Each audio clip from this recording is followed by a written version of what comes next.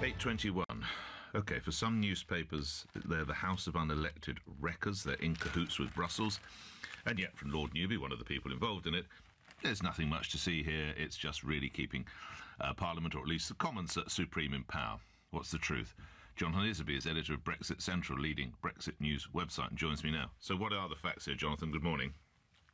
Good morning, Nick. Well, of course, some of those peers who were backing the amendment yesterday were dressing up their support for it in terms of parliamentary scrutiny and democracy.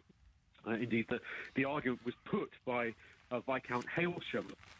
He's the man who, as Douglas Hogg, was probably last known to your listeners as the man who famously had a moat that he had. Yep, absolutely. One of the most egregious examples, I would say, of that whole story. Indeed. But what actually has happened, I mean, Lord Newby, who you interviewed on the show just now, he rather let the cat out of the bag, as did someone like Lord Villamoria, the crossbencher, during the debate yesterday, that the intention of those backing this amendment is to try and block, stop or reverse Brexit, which, lest we forget, is the will of the people from that referendum, when more people voted for it than have ever voted for anyone or anything in British political history, not least the House of Lords, none of whom have ever been elected to their position. But they would say they didn't know the deal. That's what they have the right. The people, have the right to vote on the deal as and when one is put forward. What people voted for was to get out of the European Union, and the government is now, on behalf of our country, making that negotiation. What this amendment would seek to do is to completely tie the government's hands.